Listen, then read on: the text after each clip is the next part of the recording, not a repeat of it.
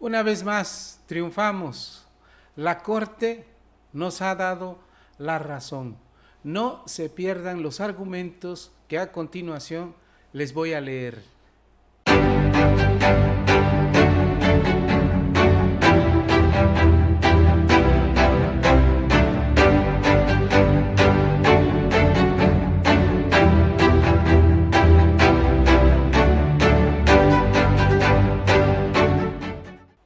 Amigas y amigos, recuerden que nuestra lucha es porque en Guerrero el cacicazgo no quiere que quien saque más votos en la elección de 2027 de personas juzgadoras, sea magistrada o magistrado, ocupe la presidencia del Tribunal Superior de Justicia del Estado de Guerrero. El cacicazgo no quiere que esa presidencia de ese tribunal lo ponga el pueblo.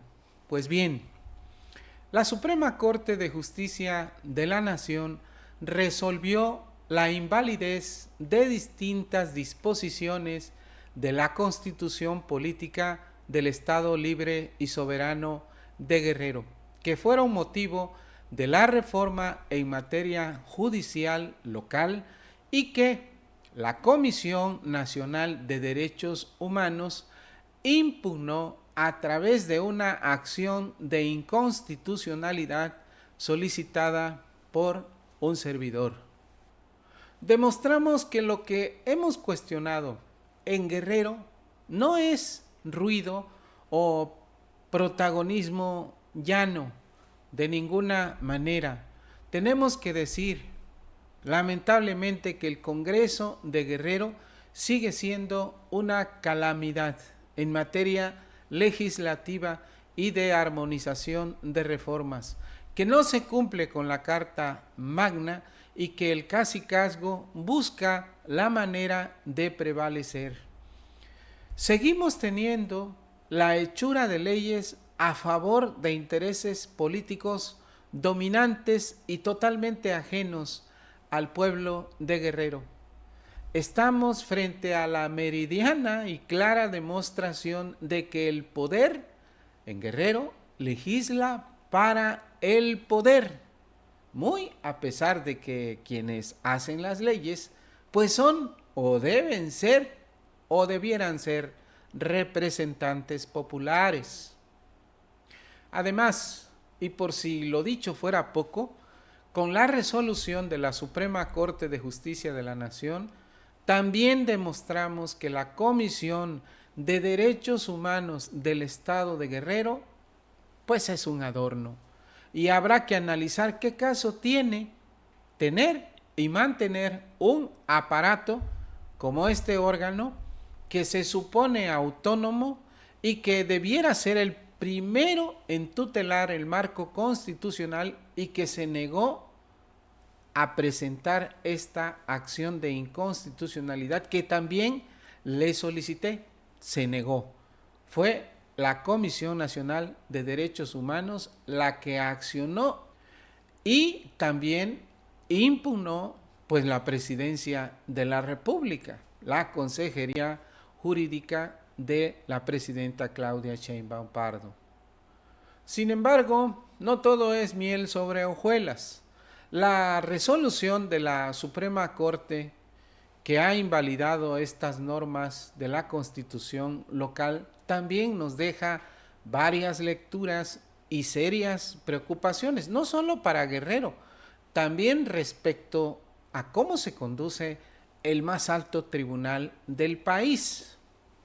Porque si bien el proyecto de la ministra María Estela Ríos González, al resolver las acciones de inconstitucionalidad 98/2025 y 106/2025 promovidas por el Poder Ejecutivo Federal y la Comisión Nacional de Derechos Humanos respectivamente, fue aprobado en su mayor parte, lo cual celebramos. Sin embargo, sugería que a pesar de que ni la presidencia del órgano de administración de justicia, ni del Tribunal de Disciplina Judicial del Poder Judicial del Estado de Guerrero podrán ser elegidos como la legislatura local quiso hacerlo, y eso finalmente queda invalidado de manera muy extraña, diría que misteriosa y contraria al criterio sostenido para estos dos órganos. De pronto se planteó que la presidencia del Tribunal Superior de Justicia no fuera ocupada por quien saque la mayoría de votos en la elección del 2027. Esto que se quiso validar, afortunadamente fue rechazado por 5 votos en contra. Esto es fundamental porque es justamente lo que planteamos a la Comisión Nacional de Derechos Humanos y es la parte central que debió atenderse como un asunto principal y no como un tercer punto en un mismo apartado, tratando de ocultar la importancia del tema, resolviendo bien lo de los órganos de administración y del Tribunal de Disciplina, pero separándose de su mismo criterio en cuanto al Tribunal Superior. Fue la ministra Lenia Batres Guadarrama la primera que se pronunció en contra y dijo que la propuesta de Ríos González iba en contra del espíritu de la reforma de la Constitución Política de los Estados Unidos Mexicanos y frenó ese intento de validar lo que ha quedado evidenciado como una reforma contraria a la reforma federal aquí en Guerrero. Es penoso lo de la ministra ponente, Ríos González, porque le dio la vuelta a una violación constitucional que quiso convalidar, pero la mayoría de las y los ministros le rechazaron desestimando su proyecto. Esto nos trae una conclusión contundente.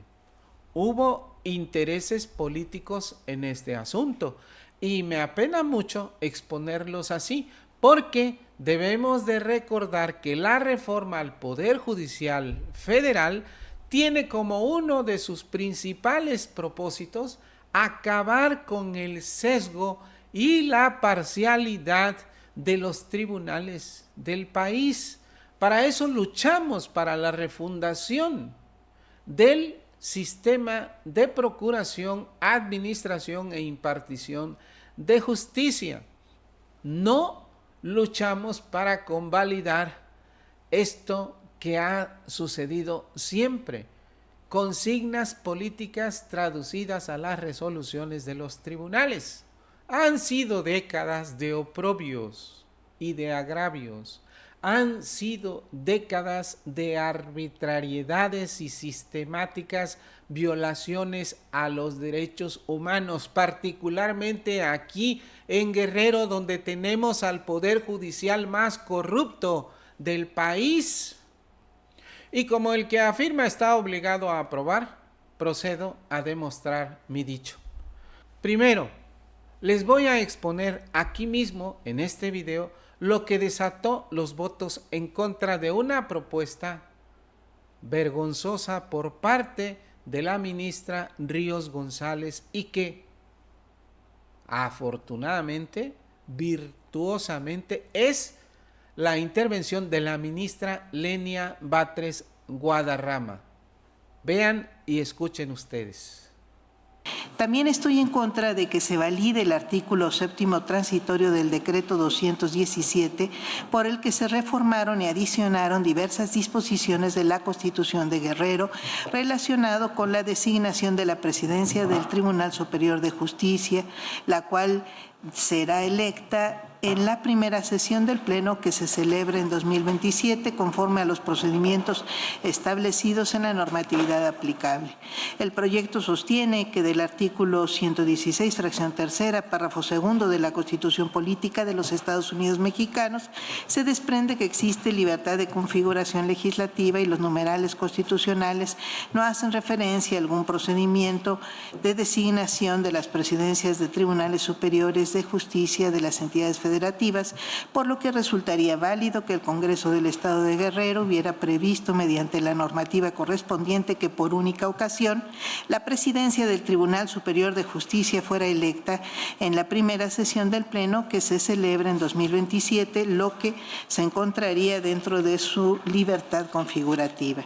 No comparto esta conclusión debido a que, como sostuve en la acción de inconstitucionalidad 89-2025 de una lectura integral de los artículos 94, párrafo tercero, 100, párrafo tercero, 116, fracción tercera, párrafo segundo y cuarto, 124 y 133 de la Constitución Política de los Estados Unidos Mexicanos, se desprende la existencia de un modelo federal aplicable al Tribunal Superior de Justicia de la entidad, que es el dispuesto para esta Suprema Corte, en el que se ordena que la presidencia se debe renovar cada 2 años de manera rotatoria en función del número de votos que se obtenga o que obtenga cada candidatura en la elección respectiva, correspondiendo a la presidencia a quien alcance mayor votación.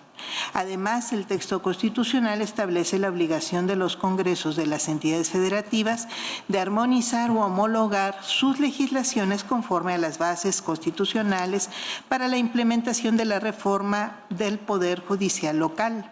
En ese contexto, la forma de designación de la presidencia del Tribunal Superior de Justicia debe ajustarse por mandato constitucional al modelo federal, es decir, a la Constitución Política de los Estados Unidos Mexicanos, que impone a las entidades federativas la ineludible obligación de replicar en sus estructuras el esquema de elección de las personas juzgadoras y la designación de la presidencia de sus órganos, incluso a pesar de lo dispuesto por sus constituciones locales. En consecuencia, el mandato constitucional exige que las entidades federativas armonicen su normativa interna con las pautas de la reforma, de modo que la designación de la presidencia del Tribunal Superior de Justicia de la entidad tendría que ajustarse al modelo federal, y de no hacerlo así sería inconstitucional el artículo 7º transitorio del decreto 217 impugnado. Es cuanto. A continuación, el ministro Irving Espinosa Betanzo.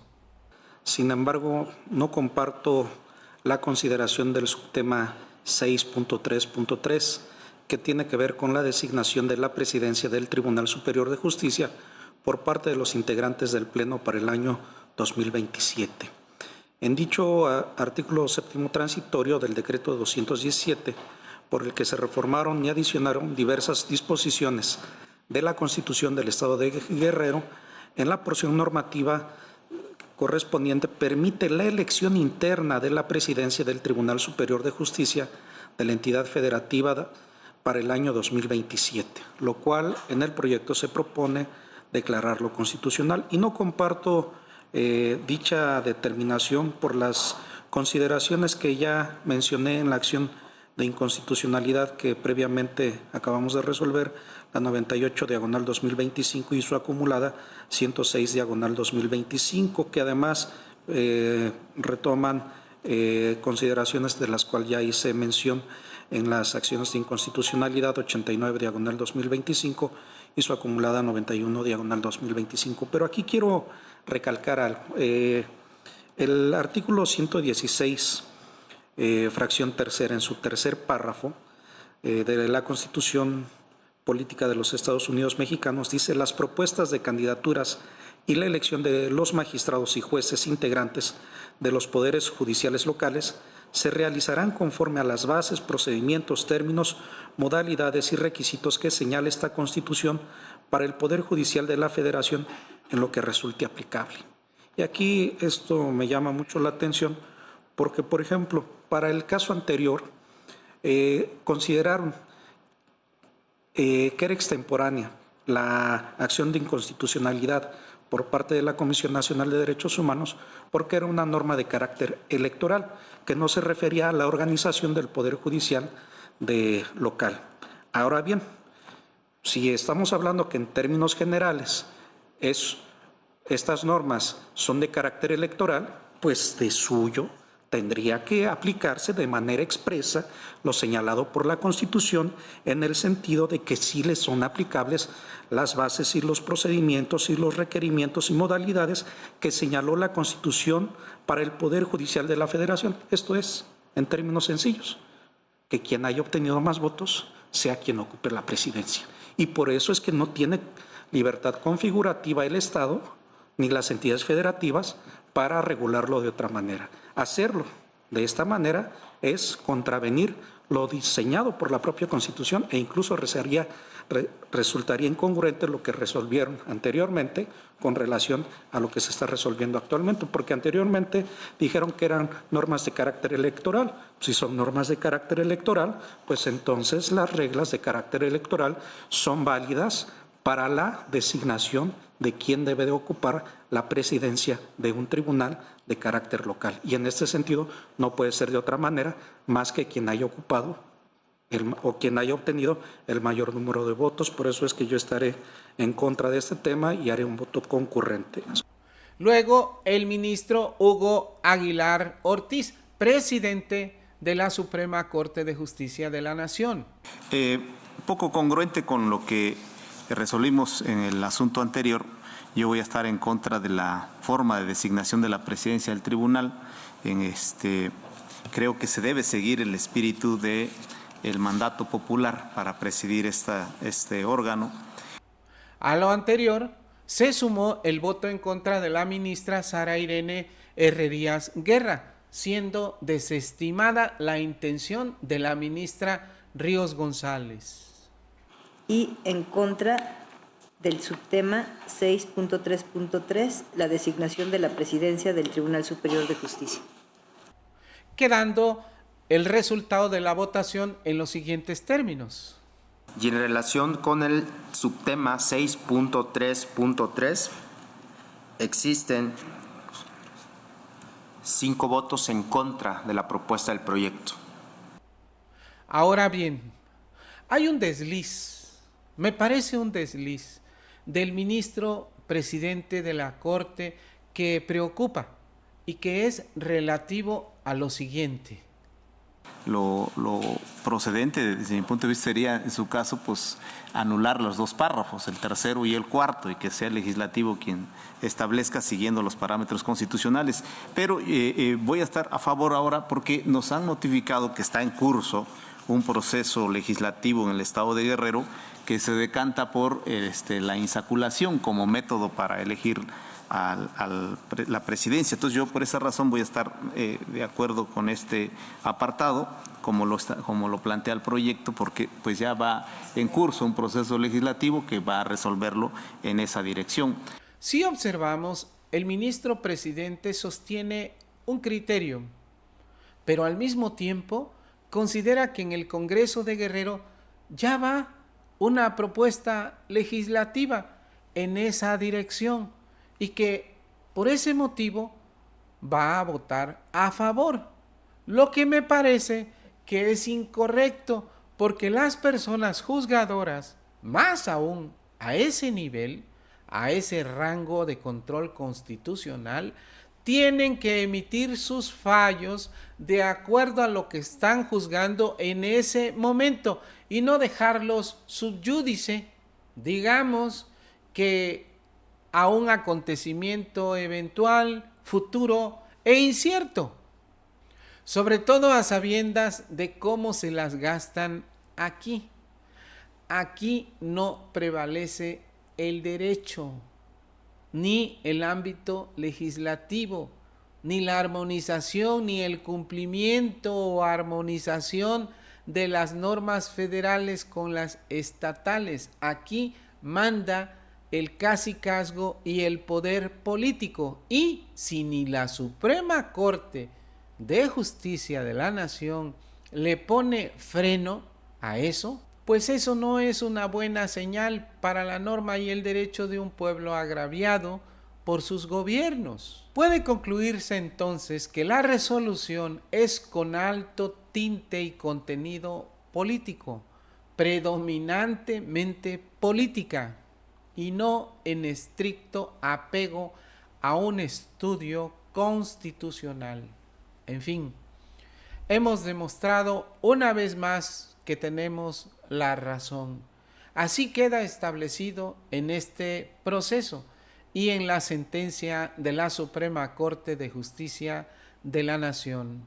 Ahora vamos a mantenernos vigilantes para saber si el Congreso del Estado de Guerrero hará los ajustes necesarios en ejecución y cumplimiento de este fallo de la Corte, si hace los ajustes necesarios legales o se mantienen en sus beneficios de protección a los intereses del Tribunal Superior de Justicia, a los intereses del Poder Judicial del Estado de Guerrero y a los intereses del cacicazgo, que es el que tiene el control de ese poder.